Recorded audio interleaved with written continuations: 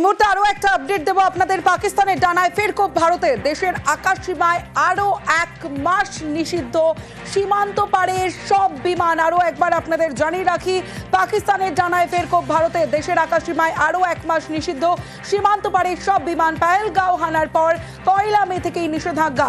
এবার পাক বিমানের নিষেধাজ্ঞার সময়সীমা বৃদ্ধি। সামরিক অসামরিক থেকে পাক অপারেটরদের ভাড়ার উড়ানেও না। 23 জুন পর্যন্ত ভারতের আকাশে নো এন্ট্রি পাক বিমান। বুধবার দিল্লি শ্রীনগর বিমানে বিপত্তি কিভাবে, কেন অস্বাভাবিক গতিতে নামছিল বিমানটি, কারণ খুঁজতে ককপিট ভয়েস রেকর্ডারে নজর তদন্তকারীদের। 2 বিমানবন্দর থেকেও তথ্য সংগ্রহ। বিমানের 2 পাইলটের প্রশংসা কেন্দ্রীয় মন্ত্রীর।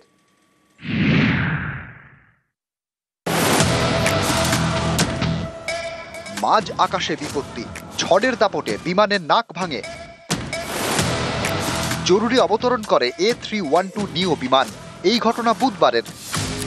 সেদিন বিকেলে দিল্লি থেকে শ্রীনগরগামী বিমান বিপদে পড়ে পাকিস্তানের আকাশ ব্যবহারের আর্জি জানায়। লাহোর এয়ার ট্রাফিক কন্ট্রোল সেই আর্জি মানেনি, জানিয়ে দেয় পাকিস্তানের এয়ার স্পেস ব্যবহার করা যাবে না। শেষমেশ ঝুঁকি নিয়ে শ্রীনগরে যায় ভারতীয় বিমান।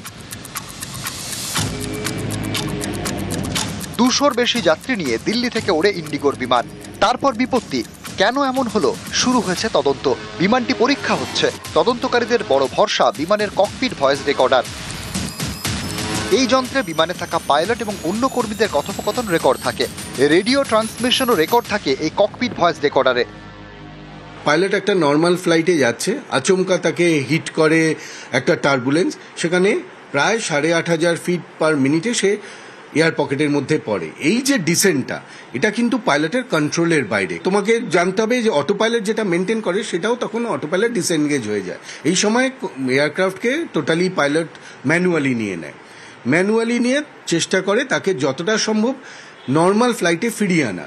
8500 যদি একটা নর্মাল ফ্লাইট থেকে আচমকা ডিসেন্ড করে, মানে এটা ডেঞ্জারাস ছাড়া আর কিছু বলা যাবে না। বুধবার দুর্ঘটনার কবলে পড়ায় বিমানের ককপিট ভয়েস রেকর্ডার খতিয়ে দেখছেন তদন্তকারীরা। বায়ুসেনা, দিল্লি এবং শ্রীনগর এয়ার ট্রাফিক কন্ট্রোল বা এটিসি তথ্য সংগ্রহ করা হচ্ছে।